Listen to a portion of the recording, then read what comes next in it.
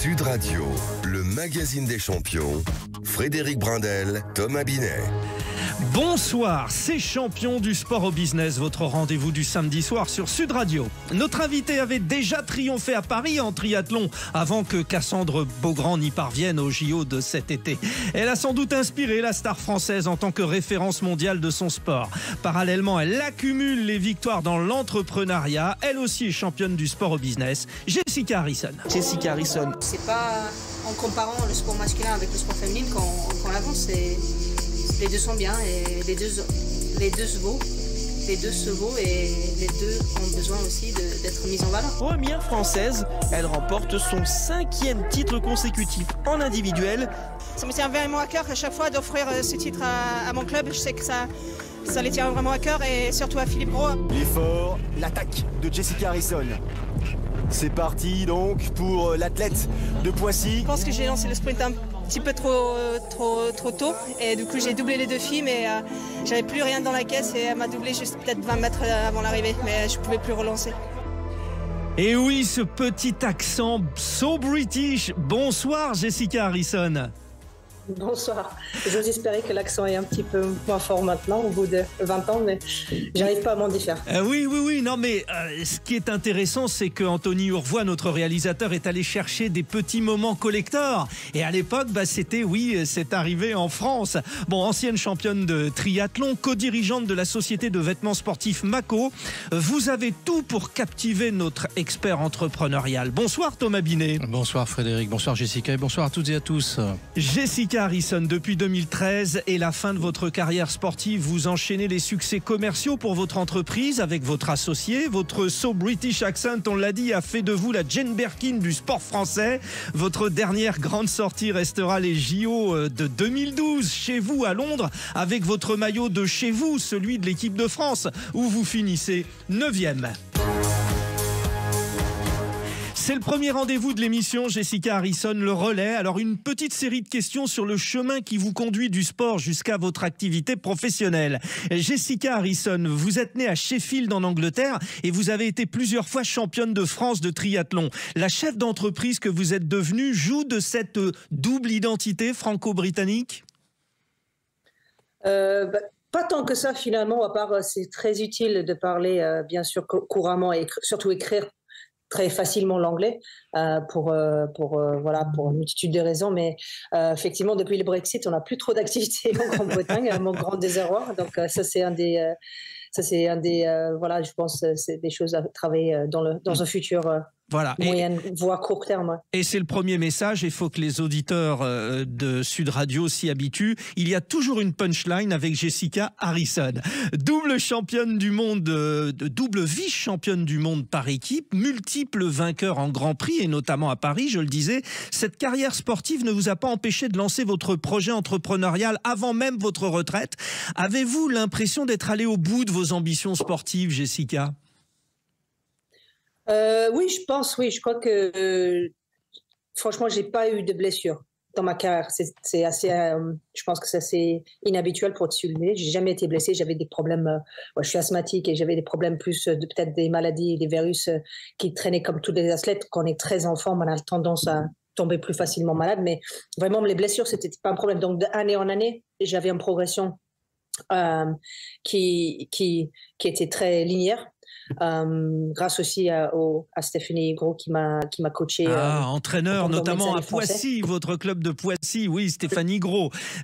Qui ont toute une famille. National. Oui, tout à fait, une grande famille du triathlon. Bon, Jessica, vous formez avec votre coéquipière de l'équipe de France, Carole Péon, l'un des couples les plus médiatisés du sport français. Vous êtes de la génération coming out. Vous avez conscience d'avoir permis à de nombreux sportifs de vivre plus sereinement leur homosexualité ? Je suis pas forcément consciente, mais si c'est le cas, j'en suis ravie. Et puis c'est quelque chose qui est venu naturel pour nous parce que j'avais pas de raison de rester cachée. Et puis ça aurait été non-sens, surtout dans un milieu où finalement en triathlon c'était très accepté. Donc on n'a jamais, à aucun moment on s'est posé la question, est-ce qu'on dit aux gens ou est-ce qu'on ne dit pas aux gens, parce que on avait la chance aussi que c'était moins médiatisé, c'était peut-être moins, il y avait moins les réseaux sociaux, donc on avait moins cette caisse de résonance qui fait qu'on a peut-être un peu sur le recul de dire des choses ouvertement. Donc, ça nous a jamais posé problème. Après, si ça a pu avoir un impact positif pour certains, tant mieux. Oui, et je vous le confirme, vraiment. Alors, il y a eu aussi Amélie Mauresmo à cette époque et ça a apporté beaucoup. Jessica Harrison, place maintenant à votre parcours entrepreneurial. Notre expert vous attend avec ses triples challenges lui aussi. Sud Radio, le magazine des champions. Thomas Binet. On va commencer par le premier challenge pour Jessica. Jessica, vous allez disposer d'1 minute pour présenter à nos auditrices et à nos auditeurs justement ce qu'est votre projet, qui n'est plus un projet, parce que ça fait déjà quelques années que c'est en place, votre démarche entrepreneuriale. Vous allez avoir un petit chrono qui va partir avec un gong à la fin qui vous dira que votre temps est justement terminé. Non, pas du tout. Je fais pas monter la pression, vous inquiétez pas. Surtout pour une sportive de haut niveau. Elle arrive toujours avant le gong, elle va très vite, Jessica. Ça va partir tout de suite. Vous êtes prête ? On y va. Allez. C'est à vous. Bon, allez, on est une entreprise qui a commencé dans le néoprène pour les combinaisons de triathlon. Mon associé, il avait l'idée de vouloir faire un produit qui était vraiment avoir une sensation de ne pas avoir porté de combinaison au niveau des épaules. C'est vraiment un grand point de friction souvent chez les nageurs. Et donc, il a parti avec ce projet-là. Il m'a rapidement mis dans le projet. On a monté ça il y a 15 ans et on a vendu nos premières combinaisons en 2009. On a eu la chance d'équiper plein d'athlètes, dont moi-même, Carole, et puis la championne olympique Nicolas Spirig en 2012, ce qui a grandement aidé à notre notoriété. Et puis, petit à petit, on a bifurqué dans le maillot de bain, dans les équipements pour les clubs et d'autres, surtout produits techniques avec une valeur ajoutée qu'on essaie d'amener un peu notre expertise, vision sportive. Et puis, vraiment, on travaille sur les supply chains, sur les tissus intéressants. Et puis, voilà, maintenant, ça fait 15 ans, comme je vous ai dit. Et puis, on est une dizaine de collaborateurs. Et sur la ligne d'arrivée, quelle précision! Un peu comme Nicolas Spirig au JO de 2012, ça se joue sur la ligne. Voilà. Ah oui. Allez, alors. Qu'elle se penche pas, c'est sûr. Ouvrons la feuille de match donc avec Thomas Binet. Jessica Harrison s'est imposée sur le marché des vêtements sportifs, vous l'avez compris, sur les disciplines associées à sa pratique de championne. Jessica Harrison doit se développer maintenant. On en a parlé à l'international. C'est un sacré challenge. Thomas, ça passe par là maintenant, il faut se développer. Alors, il faut se développer, mais sans jamais perdre quand même ses origines. C'est son marché natif, c'est la France. Alors, on va s'intéresser quand même, pour commencer, et pour après, j'allais dire partir à l'international, regarder un peu ce que c'est que ce marché des vêtements triathlon et natation, puisque c'est comme ça d'ailleurs que vous le présentez. Bon, le marché des vêtements triathlon connaît une croissance dynamique. Alors, c'est ainsi évalué. Alors, moi, j'ai fait aller chercher les chiffres, j'en ai trouvé quelques-uns. Ils sont pas toujours tous dans le même sens, donc j'ai fait attention quand même à avoir des chiffres pas trop contradictoires. Mais ce qu'on relève quand même, c'est que le marché est en croissance de 7,34% sur cette niche, qui est l'industrie textile, entre 2022, donc 2 années en arrière, 3 années en arrière, et 2029. Donc ça veut dire qu'on a une dynamique de marché. Bon, ça, c'est la bonne nouvelle pour commencer, parce que ça veut dire qu'elle n'est pas sur un marché finissant. Ça arrive, quelquefois, on peut avoir une bonne idée, mais sur un marché qui est en train de se réduire. Donc ça, déjà, on a ça. Et la France a connu une croissance continue du nombre de licenciés et de licences en triathlon ces 10 dernières années. À l'exception évidemment 2020 et 2021, on en connaît tous les raisons, évidemment, le Covid. Absolument. Et donc ça participe activement aussi à cette dynamique. Plus vous allez être pratiquant, par définition, plus vous allez vendre de produits. Voilà, c'est déjà une première chose. Jessica Harrison, il y a peut-être aussi l'effet Jeux Olympiques qui va renforcer cette tendance-là, parce que Cassandre Beaugrand, Léo Bergère, les médaillés françaises, c'est considérable. Oui, bien sûr. J'avais entendu justement ma compagne Carole qui travaille à la fédération m'a donné les statistiques l'autre jour que la Fédération française de triathlon, c'est la fédération qui a eu le plus grand augmentation en pourcentage de licenciés suite aux Jeux de l'année dernière. Donc effectivement, je pense que nous, par exemple, on suit Léo Bergère en tant que partenaire, et puis depuis ces jeunes années en triathlon, et on voit que c'est vraiment quelque chose qui, comme Nicolas à l'époque, ça donne une carte de visite, mais c'est plus C'est un porte-drapeau d'une certaine manière. Ouais. Ouais, c'est beaucoup moins confidentiel qu'à l'époque. On n'a plus besoin d'expliquer ce que c'est le triathlon. Et puis, ça reste un sport quand même un peu confidentiel par rapport au foot, bien sûr, ou le rugby, etc. Mais maintenant, c'est un des choses qui sont médiatisées. Championne des championnes cette année, c'était quand même Cassandre. Donc ça, c'est génial. Thomas Binet, on en a parlé avec Jessica Harrison en préparant cette émission. Il y a une volonté peut-être de diversifier sur d'autres disciplines associées, la course à pied notamment, et puis à l'international. Alors, tout en sachant, elle nous le dira dans quelques instants, qu'à l'international, elle est déjà en partie présente. Bon, on va voir comment elle est présente et comment elle pourrait évidemment développer. Mais alors, justement, restons quand même sur les éléments de l'international en quelques instants. L'Europe va continuer. C'est les éléments, en tout cas, que moi j'ai trouvé, d'assister à une augmentation du taux de croissance du marché. Donc ça, c'est déjà, l'Europe est un marché intéressant. Ça tombe bien parce que c'est pas loin. Donc vous imaginez, les problématiques de logistique sont plus faciles à résoudre que de l'autre côté du monde. Et puis aussi l'Asie-Pacifique qui va continuer également à enregistrer des gains substantiels. Donc voilà, on a deux marchés natifs qui peuvent être intéressants pour elle. Déjà, on peut placer le problème comme ça. Ouais. L'Asie-Pacifique, alors bon, Japon notamment, où il y a des manches de World Triathlon Series, de Coupe du Monde. Ça, c'est un marché que vous visez, Jessica ? Oui, tout à fait. On travaille déjà avec une société japonaise, Swans, qui est fabricant de lunettes de bain, et on distribue leurs produits en France et avec certains de nos distributeurs en Europe. Et puis, cette synergie, on aimerait bien l'approfondir pour potentiellement travailler dans les deux sens. Mais bon, on est vraiment sur un début de collaboration. Donc mais ça nous a montré aussi qu'il y a un grand marché là-bas. Et moi-même, quand j'ai pu faire des triathlons là-bas, j'avais vu qu'il y avait déjà à l'époque, il y avait beaucoup de groupes d'âge qui faisaient. C'était quand même, ça reste un sport populaire. On n'a pas forcément l'impression, mais c'est pas qu'un sport élite là-bas. Il y a beaucoup de pratiquants. Bon. Voilà le buzzer. Alors, celui qui annonce la mi-temps de champion du sport au business. Dans un instant, vous l'avez compris, Thomas Binet conseillera notre invité, Jessica Harrison, ou quand une chef d'entreprise, ex-triathlète internationale, veut développer son activité sur des marchés plus vastes. Nous l'accompagnons sur Sud Radio avec notre expert entrepreneurial. À tout de suite. Sud Radio, le magazine des champions. Frédéric Brindel, Thomas Binet. Ces champions du sport au business autour de 20h le samedi sur Sud Radio. Notre invitée Jessica Harrison est l'une des plus grandes triathlètes olympiques françaises de l'histoire. Retraitée du sport depuis 12 ans, elle co-dirige Mako, une entreprise de vêtements de sport qui passe à l'étape supérieure, développer ses marchés. Ce soir, elle est tri-challengée par notre expert entrepreneurial Thomas Binet. Jessica Harrison, on vient de voir avec Thomas Binet, donc possibilité de se développer sur les marchés à l'international. On peut rappeler aussi vos ambitions, donc ce sont des équipements, des vêtements, plus précisément, de triathlon, de natation. Vous avez envie de viser plus large dans le domaine des disciplines sportives ? Oui, pourquoi pas. On est toujours ouvert les opportunités. Maintenant, il faut rester humble et savoir travailler dans les domaines où on connaît bien le produit. Je pense que pour avoir une valeur ajoutée par rapport aux grandes enseignes comme, pour pas en citer, Decathlon, Intersport, c'est bien de savoir, de pouvoir ajouter quelque chose de particulier. Sinon, on a du mal à rivaliser sur le prix, donc il faut rivaliser sur la technicité et la connaissance du sujet. Donc, alors, bien sûr, plus sur les sports aquatiques, je dirais que sur les chaussures de course à pied, par exemple. Oui. Bon, il a hoché de la tête. Quand Thomas Binet opine du chef, c'est bon signe. Juste une autre question, parce que vous avez parlé de votre associé. Vous pouvez peut-être nous en dire 2-3 mots. Jérémy, c'est ça C'est ça, Jérémy Chapon, oui, tout à fait, ouais. Vous partagez un peu les tâches. Vous, c'est quoi votre domaine de prédilection dans cette entreprise, Jessica Harrison ?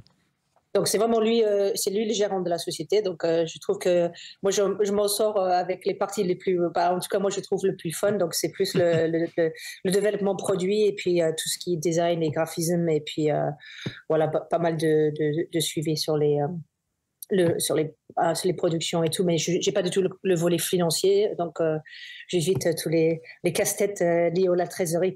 Je les évite pas parce que forcément on en parle très très souvent, mais c'est pas concrètement, c'est pas moi qui dois aller à la banque pour libérer des fonds et avoir tous ces rendez-vous-là. Donc, on divise, les tâches se divisent un peu comme ça, mais maintenant on se rejoint beaucoup au milieu par rapport à déjà notre vision des choses, ce qui est important, je pense, sur un associé d'avoir... Ouais. Et c'est ce qui fait que votre société existe déjà depuis plus de 10 ans. Allez, le coach est prêt. Jessica, vous allez être challengée. C'est parti. Okay. Thomas Binet. Oui, Frédéric Brandel. Bon, Jessica a posé des jalons de développement. Allez-y, triturer, ausculter. Alors, bon, déjà, on ne peut pas dire qu'elle débute à l'international. Il faut quand même rappeler à nos auditeurs qu'elle est présente dans 15 pays et en France déjà à travers 150 revendeurs. Ah, énorme. Bon, c'est déjà pas n'importe quoi. Bon, alors c'est vrai qu'elle existe depuis 2008-2009, elle nous l'a expliqué. Alors, c'est vrai que sa problématique aujourd'hui, c'est dire, et vous l'avez entendu, humilité. Humilité, ça veut dire quoi? Ça veut dire qu'il faut avancer à pas compter. Alors, c'est contradictoire quelquefois avec les grands champions, ils veulent aller vite par définition. Oui, mais Jessica a toujours été humble en tant que sportive. Je l'ai interviewée plusieurs fois et je peux vous dire qu'il y avait l'humilité chez Jessica Harrison. Elle a raison, parce que c'est aussi des bases de réussite dans le business. C'est bien d'aller vite, mais il ne faut pas se tromper entre vitesse et précipitation. Il faut poser les jalons d'une réussite tenable. Alors, là, on parle d'un sujet qui est quand même pas facile, c'est l'international. L'international, c'est une multitude, c'est une stratégie du millefeuille, si je peux le dire un peu différemment. C'est-à-dire que chaque pays est différent, chaque pays sa culture, sa démarche. Les personnes qui vont pratiquent pas forcément de la même manière. Et pour autant, vous arrivez avec un produit globalement unique. Voyez, qui doit s'adresser au plus grand nombre, professionnel ou amateur. Donc c'est ça la difficulté. C'est comment s'adresser à tout le monde, à personne en particulier. Voilà.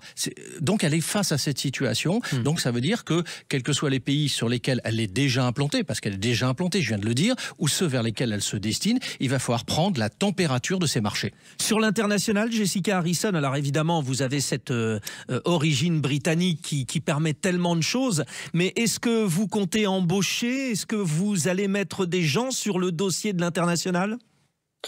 Oui, tout à fait. On en a déjà, on a déjà quelqu'un qui démarche un peu, qui est en alternance avec nous pour cette projet-là justement. Et puis, bon, l'idée, forcément, comme avec toute alternance, c'est de pérenniser un petit peu les postes à fur et à mesure. C'est aussi comme ça qu'on arrive à grandir et faire entrer les collaborateurs un peu en douceur, sans chambouler complètement le budget tous les ans.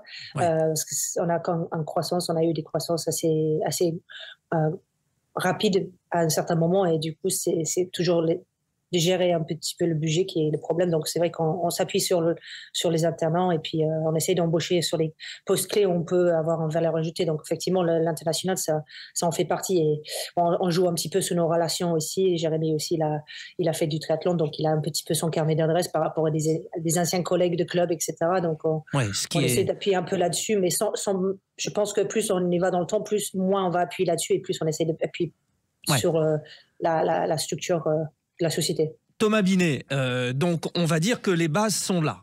Continuez. Absolument. Ouais. Alors, ce qui veut dire que maintenant, alors on va prendre un cas de figure très simple. On va dans un pays dans lequel Jessica n'est pas présente, parce que ça serait vrai déjà dans les pays dans lesquels elle est déjà implantée. Elle l'a évoqué, je l'ai entendu tout à l'heure, il y a le terme de distributeur versus revendeur. Un revendeur, c'est pas pareil qu'un distributeur. C'est vrai qu'il y a des portes d'entrée sur certains marchés. Quand vous n'êtes pas implanté, quand vous connaissez pas la culture, vous avez jamais fait quoi que ce soit dans ce pays-là, c'est bien de passer par les fourches codines de certains distributeurs qui vous ouvrent des portes. Parce que c'est un accélérateur aussi à l'implantation. Ça, faut l'avoir en tête. Alors après, on peut se faire aider aussi. Il y a les chambres de commerce à l'international, les postes d'expansion économique, entre guillemets des mentors, qui vont vous ouvrir leur carnet d'adresses pour vous dire, ben voilà comment ça fonctionne dans tel et tel pays. Il faut s'adapter. Vous n'arrivez pas de façon... Alors ça, c'est un peu français, et elle ne s'y retrouvera pas là-dedans de par ses origines anglo-saxonnes, mais les Français sont un peu hégémoniques dans leur façon commerciale. Les Américains ont une autre démarche. Et là, il faut s'inspirer plus des méthodes américaines que des méthodes françaises. Nous n'arrivons pas perclus de nos certitudes, nous nous adaptons au marché existant pour essayer de faire adopter nos produits. C'est ça l'approche. Jessica Harrison, sachant que ces pays dans lesquels vous êtes implantés sont des pays de l'Union européenne, non? Pas forcément, parce qu'il y a aussi des facilités. Vous parliez tout à l'heure, vous faisiez un clin d'œil à votre Angleterre natale et son Brexit.